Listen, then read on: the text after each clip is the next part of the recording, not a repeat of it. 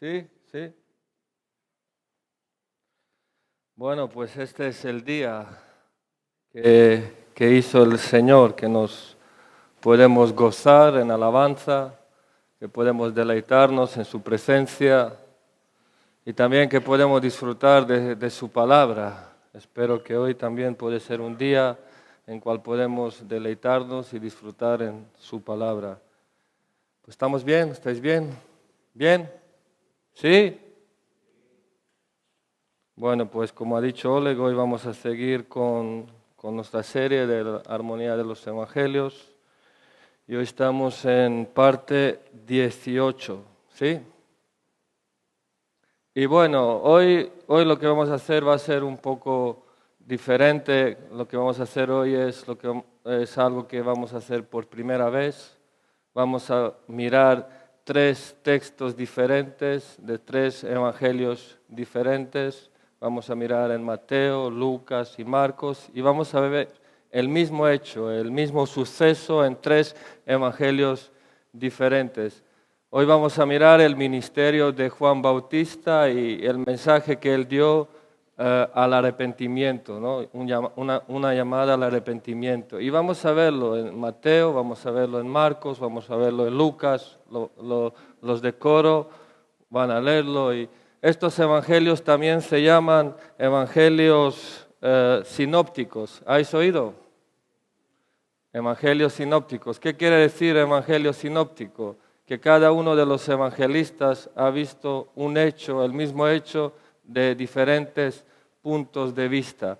Y es importante que podamos ver los evangelios así, a pesar que puedan tener ciertas diferencias, ciertos detalles que Mateo ha escrito o descrito a una manera, Lucas en otra y Marcos en otra, pero esto no debe que crear una confusión o un conflicto en nuestra mente. Y voy a decir por qué, voy a dar un ejemplo.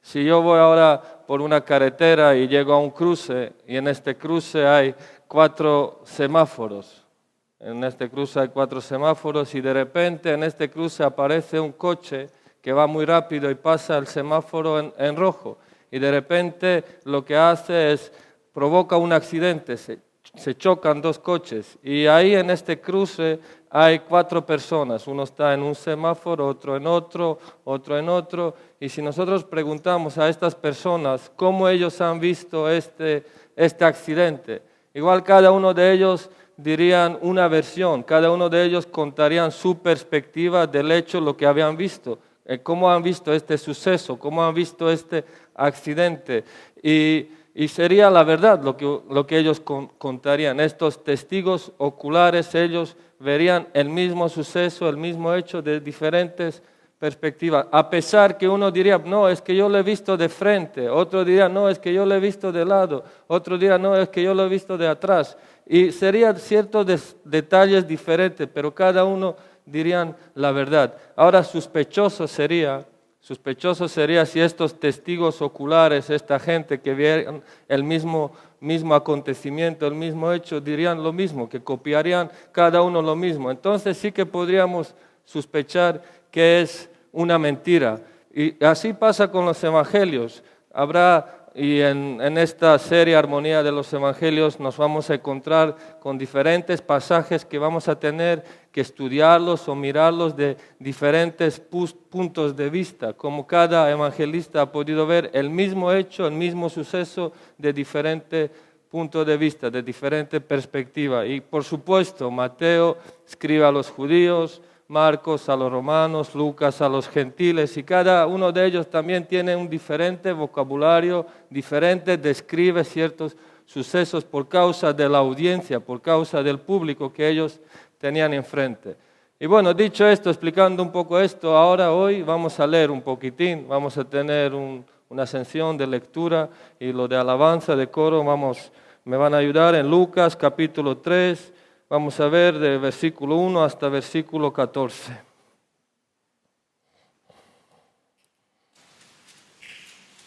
En el año 15 del imperio de Tiberio César, siendo Poncio Pilato gobernador de Judea y Herodes tetrarca de Galilea y su hermano Felipe tetrarca de la región de Iturea y Traconite y Lisanías tetrarca de Abilinia, durante el sumo sacerdocio de Anás y Caifás, vino palabra de Dios a Juan, hijo de Zacarías, en el desierto. Y él fue por toda la región contigua al Jordán, predicando un bautismo de arrepentimiento para el perdón de pecados, como está escrito en el libro de las palabras del profeta Isaías: voz del que clama en el desierto, preparad el camino del Señor, haced derechas sus sendas. Todo valle será rellenado, y todo monte collado rebajado. Lo torcido se hará recto, y las sendas ásperas se volverán caminos llanos, y toda carne verá la salvación de Dios. Por eso decía a las multitudes que acudían a él para él las bautizara: camada de víboras, ¿quién os enseñó a huir de la ira que vendrá? Por tanto, dad frutos dignos de arrepentimiento, y no comencéis a deciros a vosotros mismos: tenemos a Abraham por padre, porque os digo que Dios puede levantar hijos a Abraham de estas piedras. Y también el hacha ya está puesta a la raíz de los árboles. Por tanto, todo árbol que no da buen fruto es cortado y echado al fuego. Y las multitudes le preguntaban diciendo: ¿qué pues haremos? Respondió él, les decía: el que tiene 2 túnicas, comparta con el que no tiene, y el que tiene que comer, haga lo mismo. Vinieron también unos recaudadores de impuestos para ser bautizados, y le dijeron: Maestro, ¿qué haremos? Entonces él le respondió: no exijáis más de lo que se os ha ordenado. También algunos soldados le preguntaban diciendo: ¿y nosotros qué haremos? Y él les dijo: a nadie extorsionéis, y a nadie acuséis falsamente, y contestaos con vuestro salario. Lucas, ya hemos hablado de Lucas, como él era buen historiador, como él nos introduce, como él relata la historia, tiene estos detalles con esta precisión, con esta delicadeza, nos instruye en la historia. Y bueno, aquí vemos ciertos hechos históricos, políticos, y también vemos esta situación espiritual que estaba en el pueblo. Y luego esto vamos a ver con más detalles. Ahora seguiremos leyendo en Mateo capítulo 3, versículo 1 hasta 12. Estamos viendo esto, ministerio de Juan Bautista. En aquellos días llegó Juan el Bautista predicando en el desierto de Judea diciendo: arrepentíos, porque el reino de los cielos se ha acercado. Porque este es aquel a quien se refirió el profeta Isaías diciendo: voz del que clama en el desierto, preparad el camino del Señor, haced derechas sus sendas. Y él, Juan, tenía un vestido de pelo de camello y un cinto de cuero a la cintura, y su comida eran langostas y miel silvestre. Acudía entonces a él Jerusalén, toda Judea y toda la región alrededor del Jordán, y confesando sus pecados eran bautizados por él en el río Jordán. Pero cuando vio que muchos de los fariseos y saduceos venían para el bautismo, les dijo: camada de víboras, ¿quién os enseñó a huir de la ira que vendrá? Por tanto, dad frutos dignos de arrepentimiento, y no presumáis que podéis deciros a vosotros mismos: tenemos a Abraham por padre, porque os digo que Dios puede levantar hijos a Abraham de estas piedras. Y el hacha ya está puesta a la raíz de los árboles. Por tanto, todo árbol que no da buen fruto es cortado y echado al fuego. Yo a la verdad os bautizo con agua para arrepentimiento, pero el que viene detrás de mí es más poderoso que yo, a quien yo no soy digno de quitar las sandalias. Él os bautizará con el Espíritu Santo y con fuego. El bieldo está en su mano, y limpiará completamente su era, y recogerá su trigo en el granero, pero quemará la paja en fuego inextinguible. Pues vemos también cierto paralelismo, ¿sí? Vemos cierto igual, ¿no? Vemos tanto uno como otro, hay bastantes cosas iguales, pero Mateo es un evangelista que escribe a los judíos. Y bueno, bastante cosas en su evangelio, él se apoya en Antiguo Testamento, él se apoya a la palabra de Dios del Antiguo Testamento, porque su audiencia son judíos. Entonces ellos conocen la ley, conocen la palabra de Dios. Por eso cierto vocabulario en su evangelio es diferente. Pero bueno, seguimos en Mateo capítulo 1, versículo 1 hasta 8.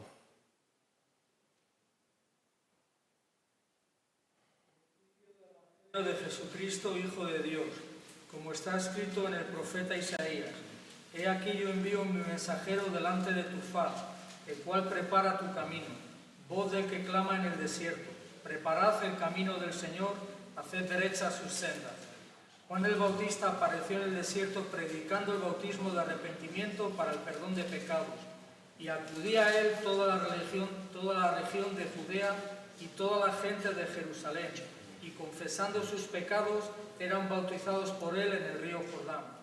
Juan estaba vestido de pelo de camello, tenía un cinto de cuero a la cintura y comía langostas y miel silvestre, y predicaba diciendo: tras mí viene uno que es más poderoso que yo, a quien no soy digno de desatar, inclinándome la correa de sus sandalias. Yo os bauticé con agua, pero él os bautizará con el Espíritu Santo. Vale, gracias. Bueno, hemos leído los 3 evangelios donde están hablando de este mismo acontecimiento del ministerio de Juan Bautista. Pero aquí es algo curioso y vamos a empezar con el Marcos. Aquí en el versículo 1 Marcos dice: principio del evangelio de Jesucristo, Hijo de Dios. Algo que otros evangelistas, algo que Mateo ni Marcos no lo mencionan, él da este detalle: principio del evangelio de Jesucristo, Hijo de Dios. Y como que Marcos nos quiere llamar la atención a algo, nos quiere enfocar a un lugar, a un punto de referencia. Y nos empieza a hablar que principio de evangelio de Jesucristo, principio de buenas nuevas, de quién se trata el evangelio, quién es el protagonista, quién es el centro del evangelio, es Jesucristo. Y no es que el evangelio empieza aquí con Marcos, pero Marcos nos quiere enfocar nuestra atención de quién se trata estas buenas nuevas, de quién se trata este evangelio. Se trata de Jesucristo. Él es el centro, Él es el protagonista, Él es el importante de estas buenas nuevas de evangelio. Y no es algo que vemos solamente aquí en Marcos. Si leemos en la Biblia desde el principio, por ejemplo, en Génesis 1:1 dice: en el principio Dios creó ¿qué? Cielo y la tierra. Y luego vemos gente importante que hicieron muchas cosas. Noé, vemos Abraham, vemos Moisés, que hicieron muchas cosas buenas, importantes, hechos importantes. Pero autor Moisés, desde principios, nos quiere enfocar la atención a un punto. En el principio Dios creó cielos y la tierra. ¿Quién es el protagonista de la Biblia? ¿Quién es al quien tenemos que mirar? ¿A quién es el punto de referencia en la Biblia? ¿Quién es el importante? ¿De quién se trata este libro? Lo mismo aquí cuando llegamos al Evangelio. Principio de Evangelio de Jesucristo, Hijo de Dios. Ahí de esto se tratan las buenas nuevas. De esto se trata el Evangelio. Él es el protagonista, Él es el centro, en Él tenemos que fijarnos, Él es la persona que nos importa, mirarlo y estudiarlo. Y no, como dije antes, no es que el Evangelio empieza en Marcos 1:1. Vemos las buenas nuevas ya desde Génesis 3:15, cuando en 3:15 vemos las buenas nuevas. Los teólogos llaman el versículo Génesis 3:15 protoevangelio. ¿Por qué? Cuando hay una caída del hombre, la historia del ser humano es una historia oscura donde el hombre peca, donde el hombre comete este pecado, desobedece a Dios y come de esta fruta prohibida. Y Adán es un hombre caído, entra el pecado y con pecado la muerte. Y en medio de estas circunstancias, en medio de una situación oscura, donde hay una historia oscura de la humanidad, Dios da unas buenas nuevas y le dice que de la simiente de la mujer van a ser uno que va a traer la victoria, que va a traer la redención y perdón de los pecados. Ahí ya en Génesis 3:15 vemos las buenas nuevas. Vemos en Evangelio, cuando el hombre cae, el Dios ya está dando por amor unas buenas nuevas. Y vemos a lo largo de la Biblia, otra vez vemos gente como Noé, vemos gente importante, gente como Abraham, gente como Moisés, pero todos ellos eran con pecado, no cumplían demandas de Dios. Y llegamos aquí a los evangelios y vemos estas buenas nuevas de Jesucristo. Vemos esta simiente de Dios vemos estas promesas cumplidas, algo que ya estaba dicho desde antes, se cumple aquí en el Evangelio, todas las promesas, todas las profecías, esta simiente de quién se trata el Evangelio de la salvación, de las buenas nuevas, es de Jesucristo. Él es el protagonista de estas buenas nuevas. Y qué bueno es que en medio de tantas noticias malas, de tantas cosas que oímos, de tantas cosas que escuchamos que son malas noticias, tenemos una referencia, un punto donde fijar nuestra mirada. Buenas nuevas de Jesucristo. Y en Proverbios 25:5 vamos a leer un versículo, por favor, los de alabanza, si me podéis seguir ayudando.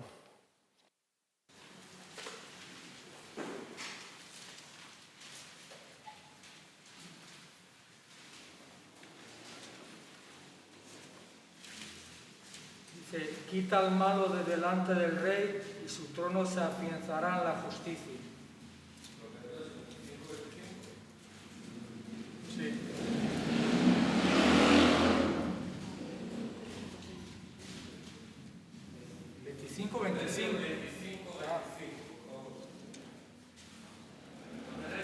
Como agua fría para el alma sedienta, así son las buenas nuevas de una tierra lejana. Fría a un alma sedienta son unas buenas nuevas que vienen de un país lejano. Y estamos viendo aquí en el Evangelio estas buenas nuevas que nacieron en el corazón del Padre Eterno, de Dios, que nacieron en este corazón de Dios, este informe que desciende del cielo y que envía a su Hijo amado, Hijo eterno, para morir en la cruz, para poder satisfacer la ira de Dios y cumplir con las demandas de Dios y librarnos de una condenación. Son buenas nuevas este informe que ha descendido desde el cielo. Y es lo que estamos mirando y aprendiendo. Estamos mirando a esta persona igualable, incomparable a Jesucristo en el Evangelio. Este hombre que ha nacido por un milagro, este nacimiento virginal por milagro. Hemos observado cómo ha nacido por el poder del Espíritu Santo. Hemos visto su crecimiento. ¿Os acordáis? Semana pasada que estaba en el templo discutiendo con los maestros de la ley. Y hemos visto cómo estaba creciendo en la sabiduría, en gracia. Hemos visto todos estos acontecimientos. Estamos observando la persona más importante del Evangelio. ¿Sí? Y hemos visto cómo también en él habitan estas dos naturalezas, 100% hombre, 100% Dios. Estas dos naturalezas, este misterio difícil de explicar. Y ahí, como otras semanas nos hablaban, hasta año 12, con 12 años él estaba en el templo hablando con los maestros de la ley, y hasta año 30 de su vida, cuando empieza su ministerio, no sabemos nada. Tenemos un silencio en estos 18 años de la vida de Jesús. Podemos deducir ciertas cosas, que igual era un hombre que crecía naturalmente como un joven, que crecía naturalmente de ciertos versículos en la Biblia. Podríamos deducir esto, pero no podemos especular. Lo que vemos, que a los 12 años es lo que vemos, y luego hasta su ministerio hay un silencio. Y en este silencio aparece Juan Bautista, el precursor, el que iba a dar la entrada, el que va a preparar, el que va a abrir el camino a Jesucristo. Y de este hombre vamos aquí a empezar a hablar. Vamos aquí en Lucas 3, otra vez volvemos. Versículo 2.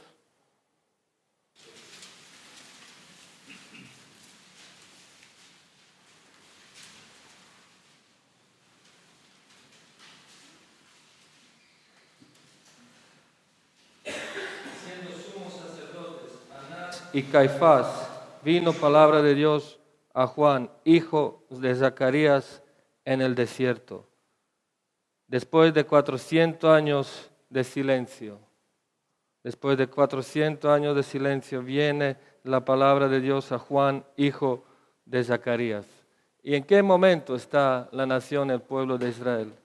Ellos han estado muchas veces en esta situación, que no hubo palabra con frecuencia, que no hubo profeta. No es primera vez que nación de Israel, el pueblo de Israel, se encuentra en esta situación.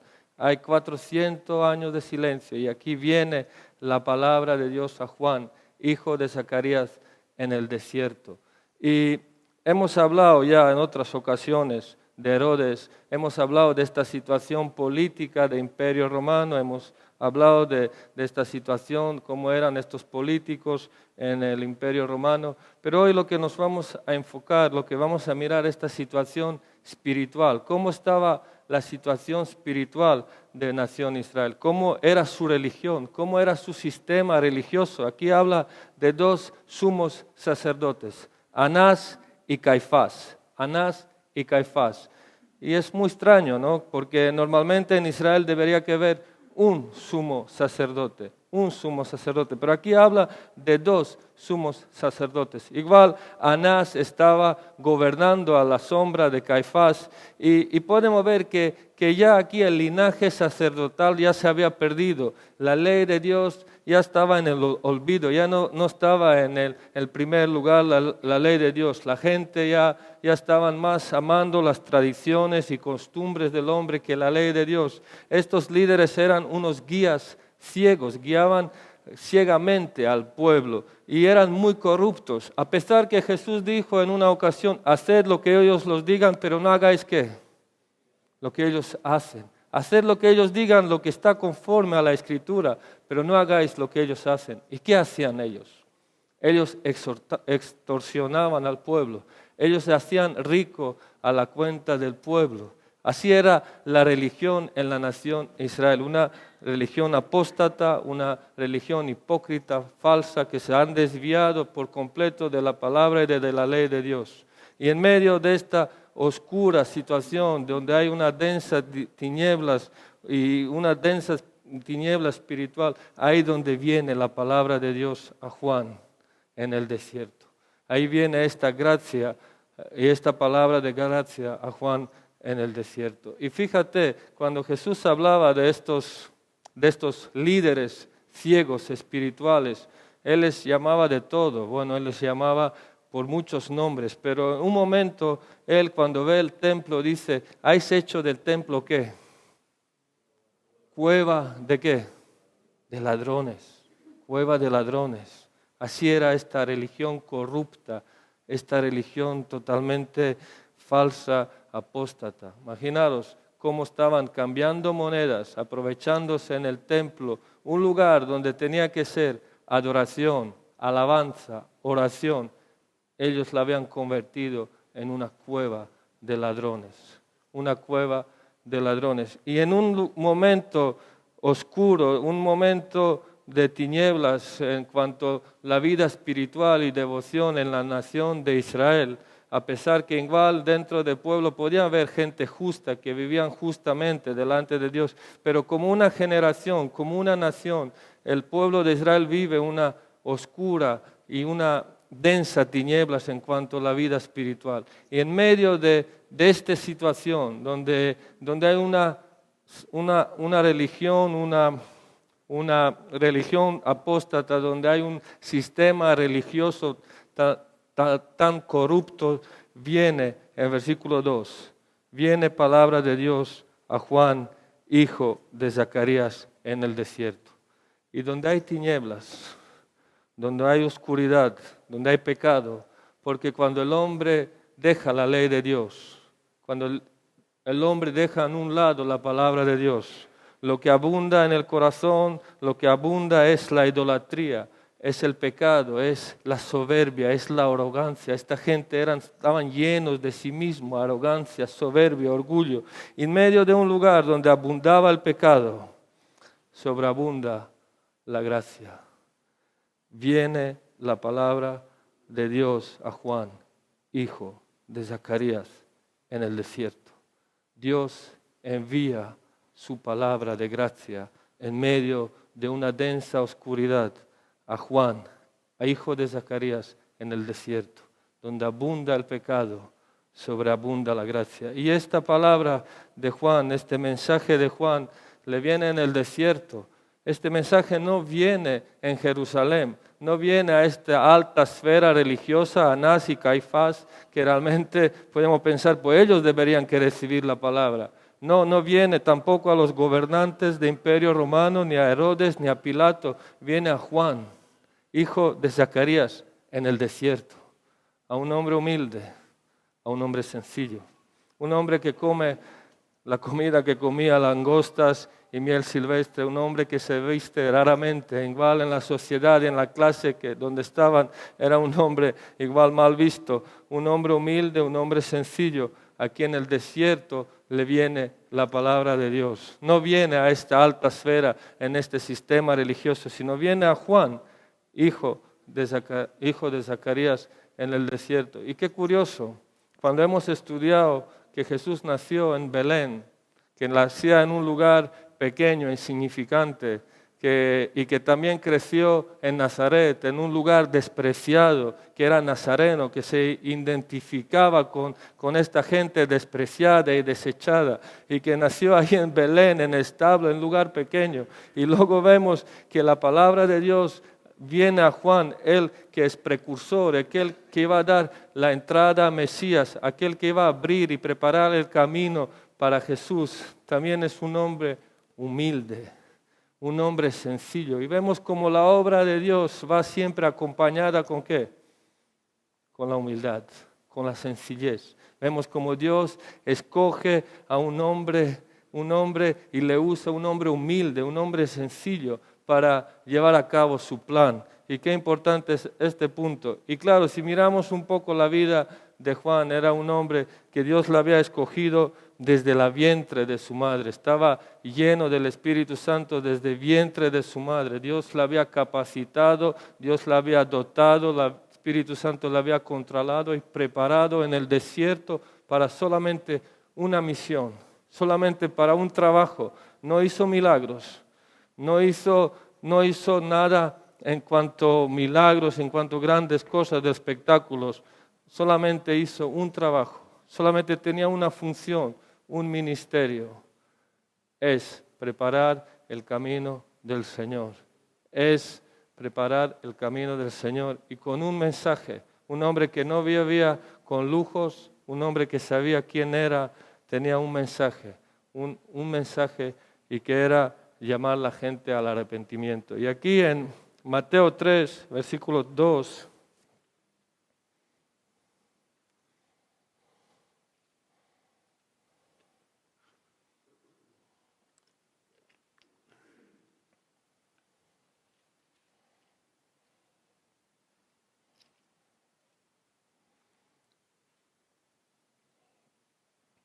y diciendo, arrepentíos, el reino de los cielos se ha acercado.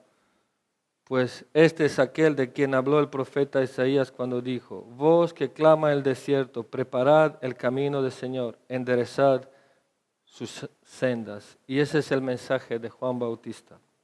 Arrepentíos, porque el reino de los cielos se ha acercado. Este hombre que ha nacido por una obra de milagro, su madre era estéril, y Dios hace un milagro. Es el primo de Jesús, él nació 6 meses antes. Su padre hemos visto, Zacarías también, de una tribu pequeña. Y como dije antes, Dios la ha capacitado, Dios la ha preparado para solamente una función, para dar un mensaje. Y un mensaje era este, arrepentíos, porque el reino de los cielos se ha acercado. Arrepentidos, cambiar vuestra manera de pensar sobre Dios y el pecado. Aquí estaba apuntando yo. La ley de Dios estaba dejada a un lado. Por eso Juan llama al arrepentimiento. Volveos a Dios. Porque en este tiempo la ley de Dios estaba dejada en un olvido. Y Juan está llamando a la gente que vuelvan a Dios, que vuelvan a tener su mentalidad correcta sobre quién es Dios y qué es lo que es pecado. Y aquí dice que él era una voz que clama en el desierto, preparad el camino del Señor, enderezad sus sendas. Él era una voz.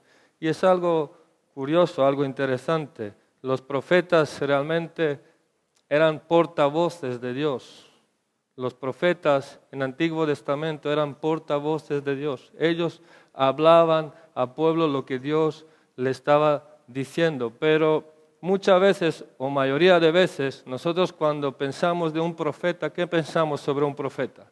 ¿Quién es para nosotros un profeta? Igual una persona que es vidente, que está viendo el futuro, sí. Algunos podían pensar así, pero en realidad si nosotros leemos la Biblia, los profetas muchas veces repetían o recordaban al pueblo lo que Dios ya había dicho. Simplemente le estaba recordando, le estaba diciendo, volveos a la ley de Dios. Por ejemplo, ellos eran guardianes del pacto, porque Dios había dado un pacto a Moisés y muchas veces Jeremías, por ejemplo, lo estaba diciendo al pueblo, volveos, que seáis desviados, seáis ido lejos. Y es lo que realmente era el trabajo del profeta, en medio de una idolatría, llamar a la gente al arrepentimiento, que vuelvan a Dios, que cambian su dirección, que cambian su mentalidad, que se vuelven a Dios. Ellos eran guardianes del pacto, ellos guardaban el pacto. No solamente que a veces podemos pensar que hablaban del futuro, ellos tenían esta misión. Y aquí dice que Juan era una voz que clama en el desierto, y Juan entendía muy bien que él no era ni Jeremías, que él no era ni Elías, que él no era ni Mesías, él era simplemente una voz que clamaba en el desierto, preparad el camino. Él sabía quién era. Y qué importante es también en este punto que nosotros podemos saber quiénes somos y quién no somos. Juan lo tenía claro, que él era una voz que clamaba en el desierto. Y aquí profeta Isaías escoge esta manera de expresar como que tienen que ser allanados, que tienen que ser enderezados las sendas. Es una manera así poética de explicar un suceso. ¿Por qué? Porque antiguamente los caminos estaban muy llenos de baches, había muchos altos y bajos, y normalmente cuando venía un rey tenía que ir alguien por delante para allanar, para aplastar, para preparar el camino, para que pueda venir un rey o un hombre importante, un príncipe. Y entonces, pues podemos ver también en este punto, por ejemplo, vemos que Juan Bautista pues tenía que preparar este camino. ¿Y qué es lo que hace al arrepentimiento en nuestras vidas? Que todo orgullo y toda soberbia y toda altivez debe que ser ¿qué? Quebrantado. Tiene que ser quebrantado. Y este es el trabajo del arrepentimiento. Ese es el trabajo del arrepentimiento. Quebrantar toda la altivez, toda la soberbia, todo lo que es orgullo, es lo que tiene que ser aplastado, tiene que ser allanado, tiene que ser quebrantado. Y Juan sabía, Juan entendía sobre esto. Juan sabía lo que es ser humilde. Él era un hombre que pudo decir que él no era digno de ¿qué? De desatar la correa de los sandalios de Maestro de Jesucristo. Él entendía que todo lo que él había recibido, lo había recibido desde el cielo. Y él había entendido que Jesús era más importante y que él tenía que menguar. Él entendía lo que era vivir una vida en humildad. Y él aquí dice que él no era digno de desatar la correa. Un servicio que puede parecer muy insignificante o muy pequeño, lo que podemos hacer para el Señor. Puede parecer algo tan pequeño como desatar la correa, pero si lo hacemos para el Señor tiene mucho valor y mucha importancia. Muchas veces queremos ejercer un ministerio público, queremos ser reconocidos, sí, queremos ser vistos, pero Juan entendía bien claro esta parte, que él no era digno de desatar la correa de Maestro. Él entendía que un servicio tan pequeño, tan insignificante, pues es mucho. Si lo hacemos, aunque sea tan poca cosa. Era un hombre que si lo miraríamos, la manera que se vestía, la manera que comía en su clase En esta sociedad donde él vivía seguramente era un hombre mal visto, pero para Dios no hubo otro que había nacido de la mujer. Era mayor de los profetas. Ningún otro nacido de la mujer era como Juan Bautista. Es como Dios estaba viendo las cosas. Y él entendía que él era simplemente una voz. Y aquí en versículo 5 a 8 vamos a seguir. ¿Estáis bien? A ver si me lo podéis, Mateo, versículo 5 a 8, si me lo podéis ayudar a leer un poco.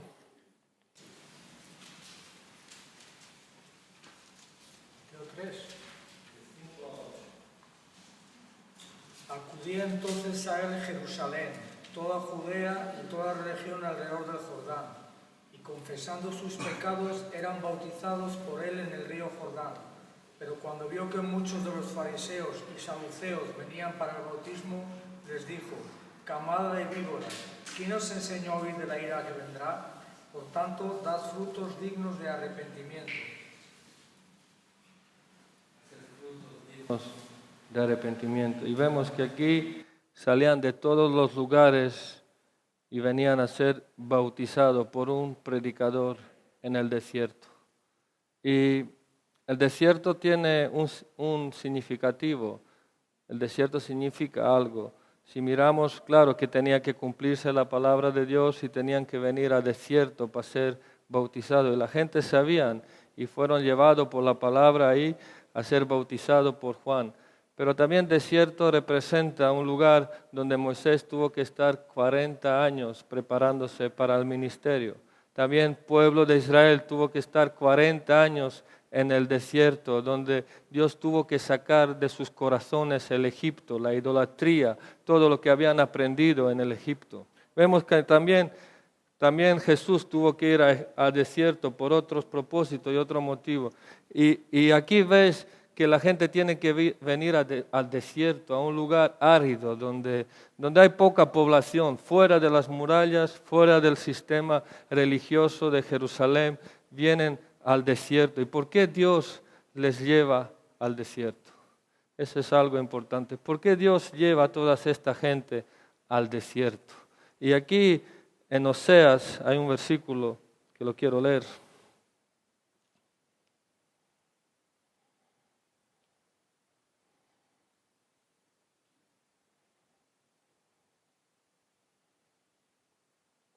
Oseas 2, 13 a 14.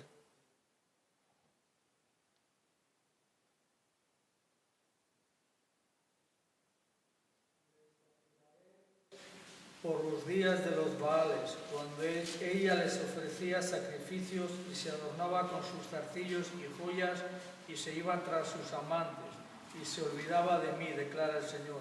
Por tanto, he aquí, la seduciré, la llevaré al desierto y le hablaré al corazón. Y aquí vemos que también en Oseas, pueblo vive una situación similar como lo que estamos viendo en tiempo de Juan Bautista. Dice aquí que lo llevaré al desierto, la traeré y la llevaré al desierto. ¿Para qué? ¿Para qué? Para hablar al corazón. Le lleva en este lugar árido para hablar al corazón. Y tantas veces tenemos que ir a este desierto para poder oír esta voz.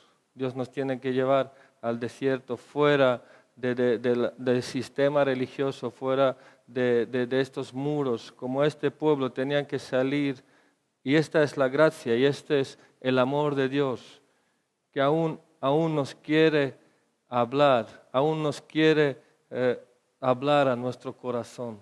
Y yo digo, ¿cuánto es el amor de Dios? Porque fíjate cómo vivía el pueblo estaba en idolatría, el pueblo estaba en apostasía, pero Dios en medio de toda esta situación, de todas estas circunstancias, trae una palabra a Juan por gracia y dice que aquí que les lleva al desierto para hablarles al corazón, para que Dios sea su única fuente de vida, para que Dios sea su único amante. Por eso le está hablando del arrepentimiento. ¿Cómo es el amor de Dios? ¿Cómo es esta gracia? Y aquí vemos que venían mucha gente para ser bautizada. Aquí podemos leer otra vez en Mateo 3, versículos de 7 a 12. Volvemos otra vez ahí. Mateo 3, versículos 7 a 12.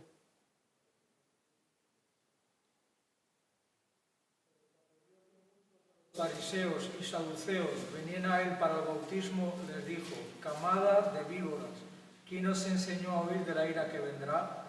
Por tanto, dad frutos dignos de arrepentimiento, y no presumáis que podéis deciros a vosotros mismos: tenemos a Abraham por padre, porque os digo que Dios puede levantar hijos a Abraham de estas piedras. Y el hacha ya está puesta a la raíz de los árboles. Por tanto, todo árbol que no da buen fruto es cortado y echado al fuego. Yo a la verdad os bautizo con agua para arrepentimiento, pero el que viene detrás de mí es más poderoso que yo, a quien yo no soy digno de quitarle las sandalias. Él os bautizará con el Espíritu Santo y con fuego. El bieldo está en su mano, y limpiará completamente su era, y recogerá su trigo en el granero, pero quemará la paja en el fuego inextinguible. Aquí una situación, porque el bautismo realmente era para la gente que no pertenecían al pueblo de Israel. Ellos tenían que sumergirse en el agua y lavarse de su paganismo. También el pueblo, nación de Israel, tenían otros señales como circuncisión.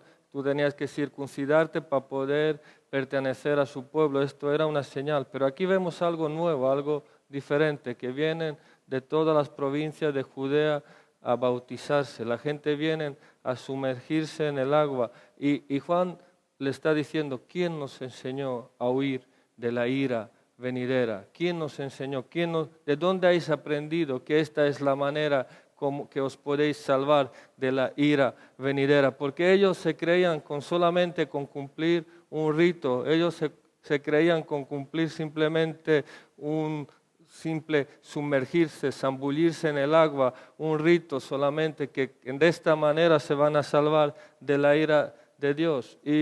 Y por eso Juan aquí le está diciendo: no pensáis decir dentro de vosotros, Abraham tenemos compadre, como que ellos aún se creían por pertenecer a un linaje, para pertenecer a un grupo, que esto les va a salvar. Y por eso Él les habla tan claro, dice: generación de víboras, haced frutos dignos del arrepentimiento, que se vea claramente que habéis cambiado de la dirección, que se vea claramente que en vuestra vida hay un cambio, que se ve claramente que habéis nacido, que hay un arrepentimiento genuino, que no solamente es venir al río Jordán, zambullirse y lavarse y ya está, por cumplir cierto rito, por cumplir cierta tradición, que por esto vais a poder salvarse de la ira venidera. Ellos temían de las consecuencias, ellos sabían que hay una ira que tiene que venir, y ellos se creían que solamente con sumergirse en agua, con bautizarse en agua, con esto serían ya salvos. Y Juan le está diciendo: ¿qué va, generación de víboras? Tenéis que hacer frutos dignos del arrepentimiento. Generación de víboras, qué fuerte le está hablando, ¿sí? Hacer frutos dignos, que se vea claramente que ha sucedido un cambio, porque el bautismo en sí no salva. Sumergirse en el agua no trae la salvación. Bautismo no salva. El que salva, ¿quién es? Jesucristo. Él es el que salva. Él es el que trae la salvación. Bautismo es simplemente un hecho que hacemos confesando nuestra fe, confesando, y por obediencia a la palabra de Dios nos bautizamos, nos sumergimos, pero ya hay una evidencia en nuestro interior, ya ha sucedido algo en nuestras vidas, por eso nos bautizamos. ¿Bautismo es importante? Sí, porque obedecemos a la palabra de Dios y nos tenemos que bautizar, pero es un hecho, es una evidencia, es una confesión que ya algo ha pasado en nuestro interior, que ya hubo una obra en nuestro interior. Aquí dice que la hacha está, ¿dónde? ¿Dónde está la hacha? A la raíz. Ahí donde Dios quiere cambiar nuestras vidas, en lo profundo, más allá del remordimiento, más allá de los sentimientos, ahí en lo interior, en lo profundo de nuestro ser, donde Él hace una obra. Y esta obra se tiene que ver claramente Por eso habla aquí, haced frutos dignos de arrepentimiento. Haced frutos dignos de arrepentimiento, que se vea claramente, que ha sucedido una obra genuina en nuestras vidas, que se ve claramente. Porque esta gente se creían por pertenecer a un grupo, por pertenecer a una descendencia, por pertenecer a un linaje que ya tienen derecho, ya se creían con derecho solamente por pertenecer, pero aquí Juan le dice que Dios puede levantar hijos de Abraham de una piedra. Entonces no se trataba de ser de un linaje, no se trata de pertenecer a un grupo, no nos da esto derecho. La salvación es personal e individual. Es algo individual. Cada uno de nosotros vamos a tener que rendir cuenta individualmente, personalmente delante de Dios. Es algo individual. No se trata de pertenecer a un lugar, no se trata de pertenecer a una comunidad, no se trata de esto. No tiene nada que ver con esto. Se trata de algo personal, de una obra que Dios tiene que hacer en nuestros corazones, en lo profundo, y tiene que verse claramente que esto ha sucedido. Cuando Dios nos entristece para el arrepentimiento, es una obra que se ve con claridad. Mejor que Dios nos entristece para este arrepentimiento. Y es algo que su bondad nos puede guiar a este arrepentimiento. Y aquí Juan lo estaba diciendo a esta gente. Por favor, haced dignos, haced frutos dignos de arrepentimiento. Y Juan era un hombre, si lo miramos también, esta parte es importante, que como dije antes, el bautismo no es algo que salva, agua es algo físico, no es algo que puede salvarnos, no tiene este poder. Y Juan también, si luego vamos a leer en los evangelios, él entendía esto con mucha claridad. Y él cuando vio a Jesús, ¿qué dijo? He aquí el Cordero que quita el pecado del mundo. He aquí el Cordero que quita, único que puede salvarnos, único que puede quitar el pecado de nuestras vidas, es Jesucristo. Él es el Cordero que quita el pecado del mundo. Y fíjate, Juan Bautista, hasta este momento estamos en Antiguo Testamento. Él era como un puente que une dos pactos, dos testamentos. Él es como un puente, él está con una pie en Antiguo y en otra pie en el Nuevo Testamento. Entonces, Él es este puente que une estos dos pactos. Y estamos en un tiempo de transición, estamos en un tiempo de cambio. Hasta este momento, el pueblo de Israel tuvo que sacrificar muchos animales, tuvieron que hacer muchos ritos, pero a partir de este momento, cuando entra Jesús en el ministerio, ya vamos a ver esta obra completa de Dios, cómo Dios lo hace. Pero vemos que Él anunció lo que está por venir, está viniendo uno que es mayor que Él no era digno de desatarle la correa, uno que Él apuntó, que puede y tiene poder para quitar el pecado. Y Él es que nos tiene que bautizar con el Espíritu Santo y en el fuego. Él es el que hace esta obra completa en nuestros corazones, en nuestras vidas, Jesucristo. Y el primer punto y lo que Juan anunció es el arrepentimiento. Pero el arrepentimiento tiene que ir a mano con la fe.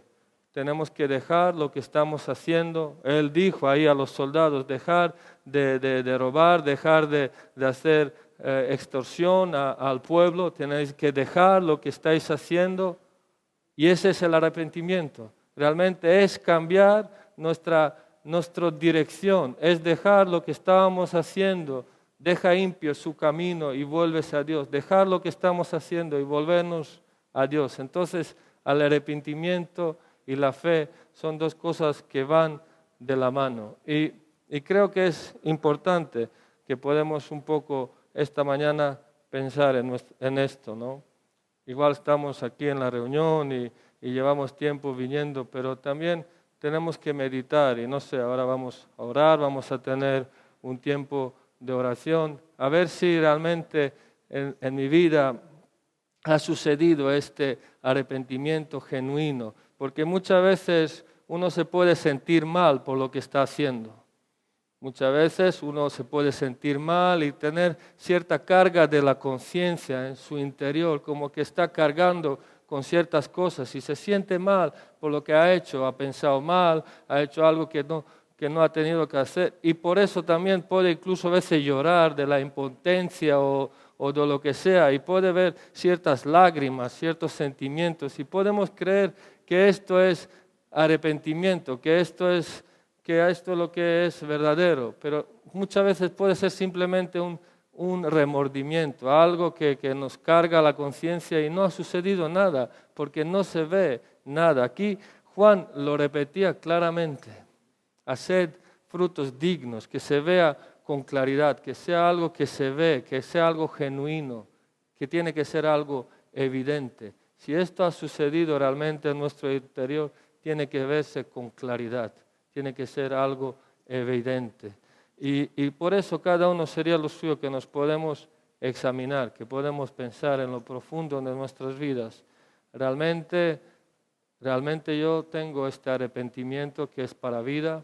Realmente yo he sido salvado por la gracia de Dios, porque al final a cabo aquí Él les habla generación de víboras. Una víbora es un animal que huye del fuego. Y ninguno de nosotros, yo creo, ahora sí yo pregunto aquí, ¿quién de nosotros quiere ir al cielo?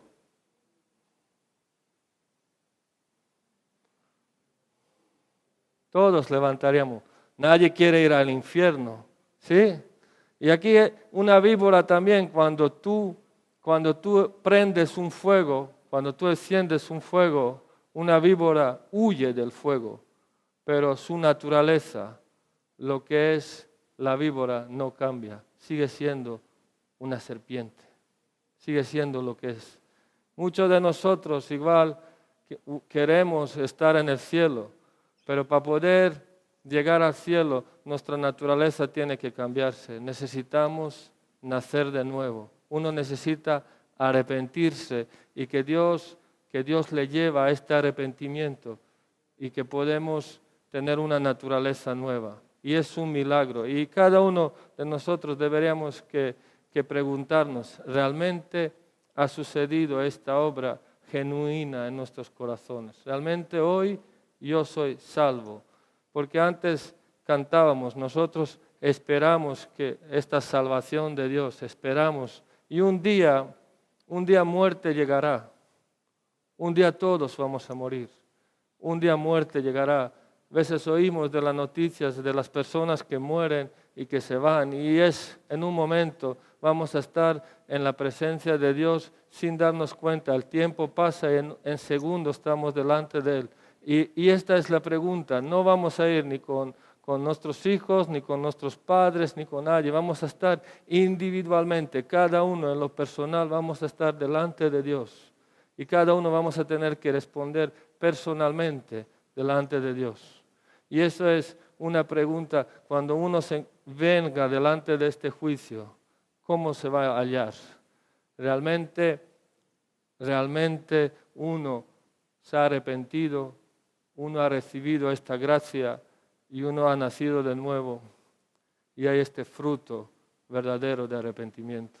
Eso es lo que tenemos que meditar y si queréis podemos orar. Yo sé que hay muchas cosas que hacemos durante el día, estamos involucrados en muchas cosas, en muchos quehaceres, ¿sí? Y hay muchas noticias que escuchamos y hay muchas situaciones que se viven durante el día a día que pueden un poco llevar nuestros pensamientos y lo que somos a otros puntos. Pero qué importante es que podemos por un momento salir como de estas murallas, de estos sistemas que a veces podemos estar metidos y podemos oír esta voz del cielo que nos puede hablar esta mañana una vez más de esta necesidad que tenemos, que nos necesitamos arrepentir, necesitamos volvernos a Dios, como si Dios hablase a través de nosotros. Por favor, poneros en paz con Dios, reconciliaos con Dios. Y estas son las buenas noticias: el que no hizo pecado Dios lo hizo pecado por nosotros, para que tú y yo hoy podemos tener una salvación a través de la fe en la sangre de Jesucristo, a través de la fe en el Cordero de Dios, a través de este arrepentimiento podemos ser salvos. Estas son las buenas nuevas. Y hoy hay estas buenas nuevas. Podemos aprovechar este tiempo de gracia, porque luego vamos a ver ministerio de Jesús. Es un tiempo de gracia. Todavía estamos en tiempo de favor de Dios, pero un día acabará este tiempo y entonces se manifestará esta ira. Esta gente que vinieron a bautizarse en Jordán, ellos querían huir de esta ira, a una manera equivocada, a una manera simplemente cumpliendo una religión. Y la religión no salva. Único que salva, único que tiene poder para salvar nuestras almas, se llama Jesucristo. En Él está la salvación. Y ese es el mensaje de Juan Bautizador o Juan Bautista. He aquí el Cordero que quita el pecado del mundo. He aquí el Cordero que quita el pecado del mundo. Qué buenas noticias. Pues Señor, gracias. Gracias por tus buenas nuevas, Señor. Gracias por haber querido manifestarte cuando abundó el pecado. Tu gracia sobreabundó. Gracias por haber venido a nuestras vidas y gracias porque hoy una vez más estás interesado por nuestras almas, Señor. Porque tú nos quieres salvar, no quieres que vivamos perdidamente. Tú has venido a buscar lo que se había perdido y has venido a salvarnos. Muchas gracias, Dios. Gracias por esta oportunidad que tú nos das un día más, Señor. Hoy es un día especial y guíanos al arrepentimiento, por favor, Dios. Guíanos, quebrántanos, humíllanos. Necesitamos que todo lo que somos pueda morir y que podamos vivir para ti, Señor. Ayúdanos, toda la gloria que sea para ti esta mañana. Tú eres el Cordero que quita el pecado del mundo. Gracias por estas buenas noticias, Señor. ¿Dónde estaríamos si no hubieran venido estas buenas nuevas a nuestras vidas? Gracias, gracias y muchas gracias, Señor.